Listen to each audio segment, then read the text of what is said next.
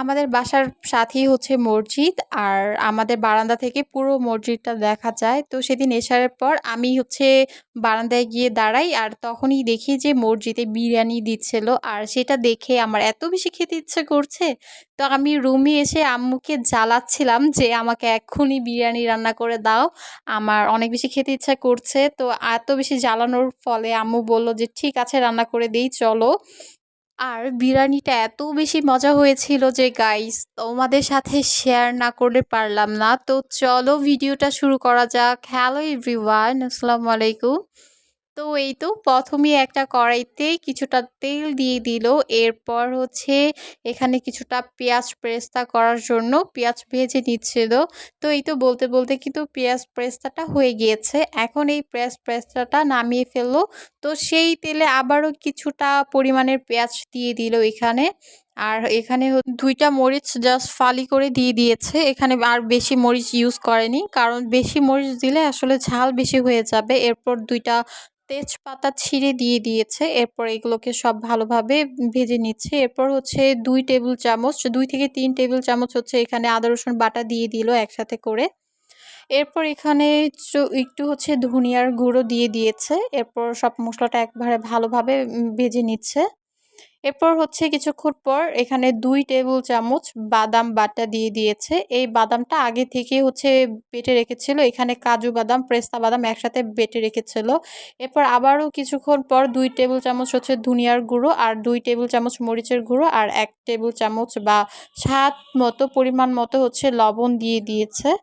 তো এই তো সব মসলাটা ভালোভাবে ভেজে নেওয়ার পর একটু পানি দিয়ে জাস্ট কষিয়ে নিয়েছে, মানে কষিয়ে নিচ্ছে আর কি। তো এই তো একদম যখন কিনা পানিটা শুকিয়ে উপর থেকে তেলটা ভেসে উঠবে, তখনই কিন্তু এই তো এটা হচ্ছে ম্যাজিক্যাল একটা মশলা। এইটা দিলেই পুরো বিরিয়ানি ফ্লেভারটা চলে আসে। ১ প্যাকেট বিরিয়ানি মশলা দিয়ে দিয়েছে। যেহেতু ১ কেজি পরিমাণের হচ্ছে বিরিয়ানি রান্না করবে, এর জন্য একটা প্যাকেট ফুল দিয়েছে। তো এখন মসলাটাকে ভালোভাবে ভেজে নিবে, যাতে কোনো পরিমাণে কাঁচা কোনো স্মেল না থাকে। এখন দেখেন একদম মশলাটা ভাজা ভাজা হয়ে গিয়েছে, উপর থেকে কিভাবে তেল চলে আসছে। তো সেই পর্যায়ে আগে থেকে এখানে ১.৫ কেজি পরিমাণে গরুর মাংস কাটা আছে, তো এই মাংসটাকে এখানে দিয়ে দিবে। তো এই তো মাংসটা এখানে দিয়ে দিয়েছে। আপনারা চাইলে কিন্তু এভাবে করে মুরগির মাংস দিয়েও রান্না করতে পারেন। তো এই তো মাংসর সাথে কিন্তু একসাথে ভালোভাবে মশলাটাকে মিশিয়ে ফেললো। তো কিছুটা কষানোর পর এখানে পানি দিয়ে দিয়েছে, পরিমাণ মতো কিছুটা পানি দিয়েছে, কারণ মাংসটা তো সিদ্ধ হতে হবে, তাই না? তো এই তো কিছুটা পানি দেওয়ার পর এখন হচ্ছে এই তো যখন কিনা বলক চলে আসবে, তখনই হচ্ছে এই মাংসটাকে একটা ঢাকনা দিয়ে ঢেকে দিতে হবে অনেকক্ষণের। প্রায় ২০ মিনিট পর হচ্ছে এই ঢাকনাটা খুলে আম্মু আমাকে টেস্ট করতে বলল যে দেখো মাংসটা সিদ্ধ হয়েছে কিনা। তো আমি টেস্ট করে দেখলাম একদম পারফেক্টলি সিদ্ধ হয়েছে। এরপর হচ্ছে আম্মু এখানে কিছুটা আলু দিয়ে দিয়েছে। বিরিয়ানিতে আবার আলু ছাড়া কিন্তু ভালোও লাগে না। তো এই তো এরপর হচ্ছে আবারও আলুগুলো সিদ্ধ হওয়ার জন্য কিছুক্ষণ ঢেকে রাখলো। তো ঢাকার পর এই তো পুরো হচ্ছে আলুগুলো সিদ্ধ হয়ে গিয়েছে, আর একদম মাংসটাও হয়ে গিয়েছে। এরপর হচ্ছে এটার চুলাটা একদমই বন্ধ করে দিয়েছে। দেওয়ার পর পাশের চুলাতে একটা হাঁড়িতে কিছুটা পানি গরম বসিয়েছে, আর এখানে হচ্ছে চাল নিয়ে নিয়েছে। আমি প্রথমেই বলেছি ১ কেজি পরিমাণের চালের হচ্ছে বিরিয়ানি রান্না হবে। তো এখানে চাল নিয়েছে, আর হচ্ছে আম্মু এই চালগুলো ভালোভাবে সুন্দরভাবে ফ্রেশ করে ধুয়ে নিচ্ছে, যাতে কোনো ধুলোবালি বা কোনো ময়লা বা কোনো কিছু না থাকে। আম্মু অনেক ফ্রেশভাবে ধুয়ে নেয় কোনো কিছু রান্না করার আগে। তো এই তো চাল ধোয়া শেষ, অনেকবার ধুয়ে নিয়েছিল। এরপর একটা হাঁড়ি বসিয়ে দিয়েছে এই পাশে। তো হাঁড়িতে হচ্ছে বসানোর পর এই পাশে কি করেছে, এই ধোয়া চালগুলোর মধ্যে কিছুটা লবণ আর তেজপাতা দিয়ে দিয়েছে। আর সেই হাঁড়িতে বসিয়ে রাখা হাঁড়িতে এখানে কিছুটা পরিমাণে তেল দিয়ে দিয়েছে, আর গোটা আস্ত মসলা হচ্ছে এখানে দিয়ে দিবে, লং, এলাচ, দারচিনি এগুলোকে প্রথমে ভেজে নিবে। এরপর এগুলো ভাজা হয়ে গেলে আগে থেকে ধুয়ে রাখা চাল এখানে দিয়ে দিবে।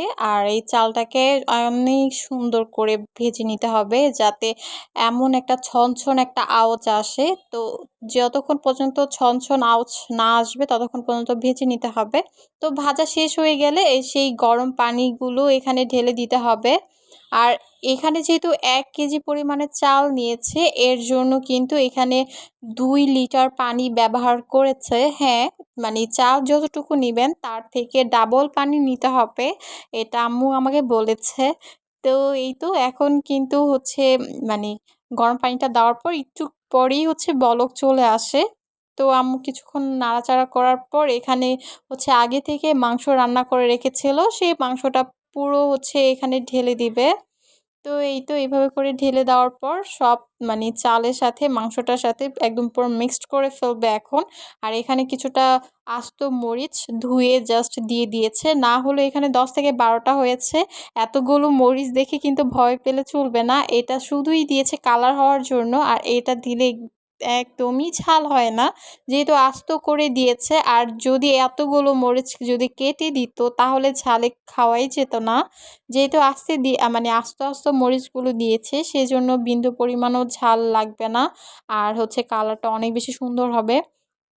তো বলতে বলতে কিন্তু বিরিয়ানিটা অলরেডি হয়েও গিয়েছে। তো এই পর্যায়ে এসে আম্মু ১ টেবিল চামচ হচ্ছে কেওড়া জল আর ১ টেবিল চামচ হচ্ছে গোলাপ জল এখানে দিয়ে দিল। তো দেওয়ার পর কিছুটা হচ্ছে নাড়াচাড়া করে আরও ৫ মিনিটের মতো হচ্ছে ভাপে রেখেছিল।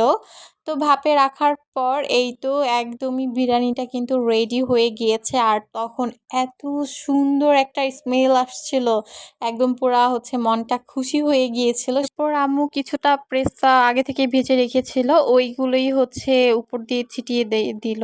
এরপর আম্মু ১ম এই আমাকে টেস্ট করার জন্য হচ্ছে দিয়েছে আর বলছে, আর আমাকে অনেক বকতেছে যে, "দেখবো কতগুলো খাও তুমি।" তো আমি সেদিন আলহামদুলিল্লাহ অনেকগুলো খেয়েছিলাম। আর এত বেশি মজা হয়েছিল, অনেক বেশি মজা হয়েছিল গাইস। আর অবশ্যই আপনারা কিন্তু ট্রাই করতে ভুলবেন না। আর আমার ভিডিওটা কেমন লেগেছে অবশ্যই কিন্তু কমেন্টস করে জানাবেন। সবাই ভালো থাকবেন, সুস্থ থাকবেন আর আমার জন্য সবাই দোয়া করবেন। আল্লাহ হাফিজ।